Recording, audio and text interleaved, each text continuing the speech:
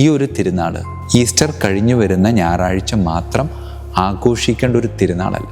ഇതൊരു ജീവിത ശൈലിയായി നീ കൂടെ കൊണ്ട് നടക്കണം. ചങ്കിൽ നിന്ന്, അല്ലേ? ആ ഛായാചിത്രത്തിലെ ക്രിസ്തുവിൻ്റെ ചങ്കിൽ നിന്ന് താഴേക്കൊഴുകുന്ന 2 രശ്മികളുണ്ട്. ഒന്ന് വെള്ള നിറത്തിലുള്ളത്, ചിലയിടങ്ങളിൽ അത് നീലയായി കാണാറുണ്ട്. മറ്റൊന്ന് ചുവന്ന നിറത്തിലുള്ളത്.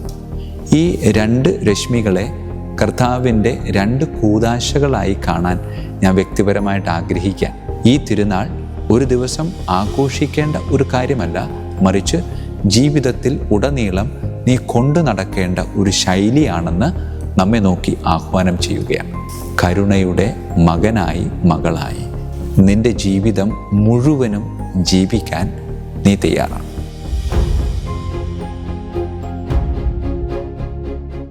കർത്താവ് ഈശോ മിശിഹായുടെ ദൈവ കരുണയുടെ തിരുനാളിൻ്റെ മംഗളങ്ങൾ ഏറെ സ്നേഹത്തോടു കൂടെ ആശംസിക്കുകയാണ്, പ്രാർത്ഥിക്കുകയാണ്. ഈസ്റ്റർ കഴിഞ്ഞു വരുന്ന ഞായറാഴ്ചയെ ജോൺ പോൾ രണ്ടാമൻ പാപ്പ ദൈവ കരുണയുടെ ഞായറായി ആഘോഷിക്കണം എന്ന് വിശുദ്ധ ഫൗസ്റ്റീനായിക്ക് ദൈവമായ കർത്താവ് നൽകിയ വെളിപ്പെടുത്തലുകളുടെ പശ്ചാത്തലത്തിൽ ആഹ്വാനം ചെയ്തു. അത് നമ്മൾ ജീവിതത്തിൽ പ്രാവർത്തികമാക്കി ഇങ്ങനെ കൊണ്ടു നടക്കുകയാണ്. പ്രിയമുള്ളവരെ, ഈ ഒരു തിരുനാൾ ഈസ്റ്റർ കഴിഞ്ഞു വരുന്ന ഞായറാഴ്ച മാത്രം ആഘോഷിക്കേണ്ട ഒരു തിരുനാളല്ല. ഇത് ഒരു തിരുനാളായി തരം താഴ്ത്താതെ ഇതൊരു ജീവിത ശൈലിയായി നീ കൂടെ കൊണ്ട് നടക്കണം എന്നാണ് ദൈവകരുണയുടെ ഛായാചിത്രം നമ്മളോട് ഓരോരുത്തരോടും പറയാതെ പ്രഖ്യാപിക്കുന്നുണ്ട്. അതെ പ്രിയമുള്ളവരെ, ഈ ഛായാചിത്രത്തിൻ്റെ മുമ്പിൽ നിൽക്കുമ്പോൾ ചങ്കിൽ നിന്ന്, അല്ലേ, ആ ഛായാചിത്രത്തിലെ ക്രിസ്തുവിൻ്റെ ചങ്കിൽ നിന്ന് താഴേക്കൊഴുകുന്ന 2 രശ്മികളുണ്ട്. ഒന്ന് വെള്ള നിറത്തിലുള്ളത്, ചിലയിടങ്ങളിൽ അത് നീലയായി കാണാറുണ്ട്. മറ്റൊന്ന് ചുവന്ന നിറത്തിലുള്ളത്. ഈ 2 രശ്മികളെ കർത്താവിൻ്റെ 2 കൂദാശകളായി കാണാൻ ഞാൻ വ്യക്തിപരമായിട്ട് ആഗ്രഹിക്കാൻ. ഒന്ന്, കർത്താവ് ഈശോ മിശിഹായുടെ പാപമോചനത്തിൻ്റെ കൂദാശയായ കുംഭസാരം. 2, കർത്താവ് ഈശോ മിശിഹായുടെ അതിസ്നേഹത്തിൻ്റെ കൂദാശയായ ദിവ്യകാരുണ്യം. ഈ തിരുനാൾ ഒരു ദിവസം ആഘോഷിക്കേണ്ട ഒരു കാര്യമല്ല, മറിച്ച് ജീവിതത്തിൽ ഉടനീളം നീ കൊണ്ടു നടക്കേണ്ട ഒരു ശൈലിയാണെന്ന് നമ്മെ നോക്കി ആഹ്വാനം ചെയ്യുകയാണ്. അതുകൊണ്ട് ദൈവകരുണയുടെ ഛായാചിത്രം നമ്മെ ഓരോരുത്തരെയും നോക്കി ചോദിക്കുന്നൊരു ചോദ്യം ഇങ്ങനെയാണ്: കരുണയുടെ മകനായി, മകളായി നിന്റെ ജീവിതം മുഴുവനും ജീവിക്കാൻ നീ തയ്യാറാണ്. വേറൊരു വാക്കിൽ പറഞ്ഞാൽ, നല്ല കുമ്പസാരം നടത്തണം. പാപം ചെയ്യും, അത് സ്വാഭാവികമാണ്. പക്ഷെ പാപം ചെയ്യുമ്പോൾ ഉള്ളിലൊരു വിങ്ങലുണ്ടാകും. ആ വിങ്ങൽ മാറണം എന്ന ആഗ്രഹത്തോടു കൂടെ കർത്താവിങ്കലേക്ക് തിരിച്ചു വരണം. കർത്താവിങ്കൽ തിരിച്ചു വന്ന് കർത്താവിനോട് മാപ്പ് ചോദിക്കണം. മാപ്പ് ചോദിച്ച് കർത്താവിൻ്റെ സ്നേഹത്തിൻ്റെ കൂദാശയായ ദിവ്യകാരുണ്യം ഈ ശരീരത്തിലേക്ക് നാം സ്വാംശീകരിക്കണം. എന്നിട്ട് കരുണയുടെ മകനായി, മകളായി കർത്താവെ ഞാൻ ജീവിക്കും എന്ന് പ്രഖ്യാപിക്കണം. അതൊരു ദിവസം മാത്രമല്ല, ആജീവനാന്തം അങ്ങനെ ജീവിക്കും എന്ന പ്രഖ്യാപനം തമ്പുരാന് കൊടുക്കുക. ആ പ്രഖ്യാപനം നിലനിർത്തിക്കൊണ്ടു പോകുവാൻ നമുക്ക് ഒരിക്കലും സാധ്യമല്ല. വീണു പോകുമ്പോൾ ഓടി കർത്താവിൻ്റെ കുമ്പസാരക്കൂടിനെ ആശ്രയിച്ച് വീണ്ടും അതിതീവ്രമായ തീഷ്ണതയോടെ, ശക്തിയോടുകൂടെ ദിവ്യകാരുണ്യം ഈ ചങ്കിലേക്ക് ഉൾക്കൊണ്ടുകൊണ്ട് വീണ്ടും നമ്മൾ ഓടണം. വീഴും, എഴുന്നേൽക്കണം, സമീപിക്കണം, ദിവ്യകാരുണ്യം സ്വീകരിക്കണം, വീണ്ടും ഓടണം. വീഴ്ചകൾ പലതുണ്ടാകും.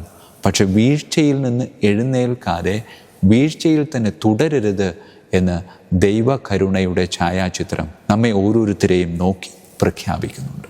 അതേ പ്രിയമുള്ളവരെ, ഈ പുതു ഞായറാഴ്ച കർത്താവ് ഈശോ മിശിഹായുടെ ദൈവകരുണയുടെ തിരുനാൾ ആഘോഷിക്കുമ്പോൾ അവിടുന്ന് നമ്മെ ഓരോരുത്തരെയും നോക്കി ചോദിക്കുന്ന വേറൊരു ചോദ്യം കൂടെയുണ്ട്.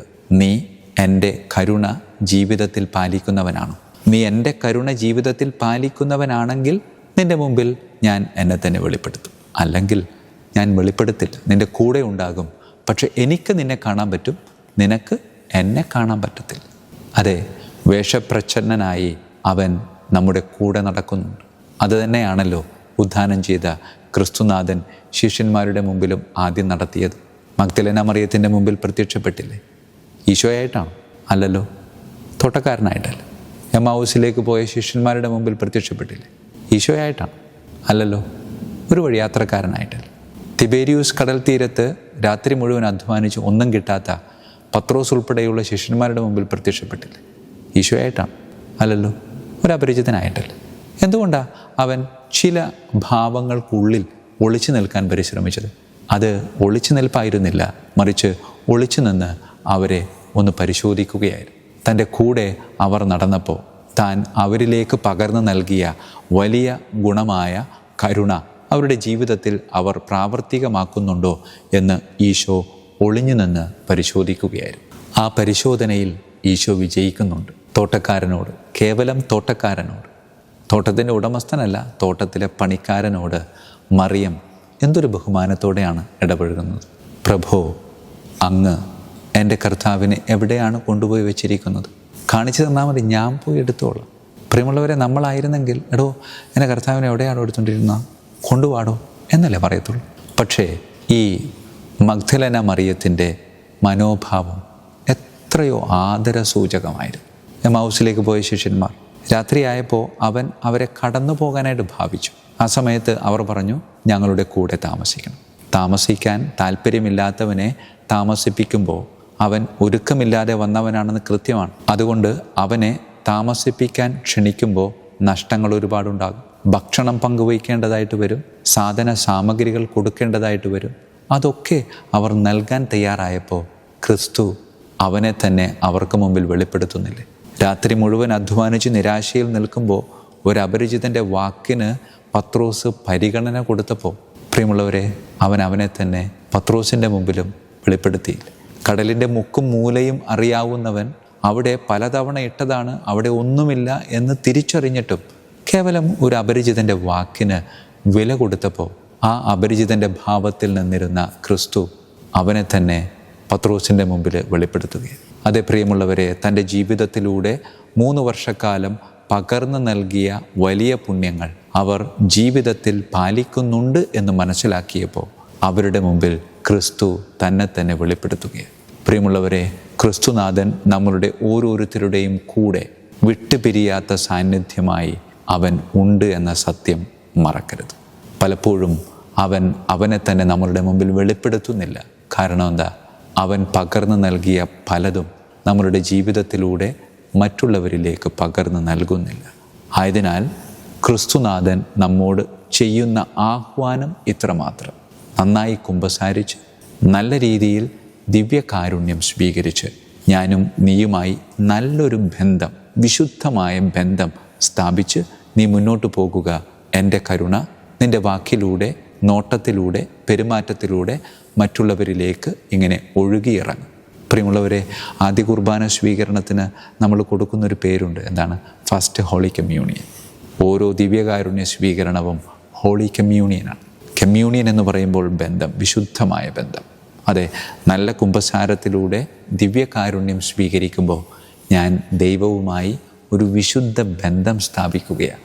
ഒരിക്കലും വിട്ടുപിരിയാത്ത ഒരു ബന്ധം. ആ ബന്ധത്തിൻ്റെ ഉള്ളിൽ എന്നുമായിരിക്കാൻ, അങ്ങനെ കരുണയുടെ മകനായി, മകളായി എന്നും വ്യാപരിക്കാൻ ഈശോയെ ഞാൻ ആഗ്രഹിക്കുന്നു. അതിന് നീ തന്നെ എന്നെ ഒരുക്കണമേ എന്ന് പ്രാർത്ഥിക്കും. കർത്താവ് നമ്മെ അതിന് ശക്തമായി ഒരുക്കട്ടെ. തിരുനാളിൻ്റെ മംഗളങ്ങൾ ഏറെ സ്നേഹത്തോടെ ഒരിക്കൽ കൂടെ ആശംസിക്കുകയാണ്. ഈശോ മിശിഹായിക്കും സ്തുതിയായിരിക്കട്ടെ.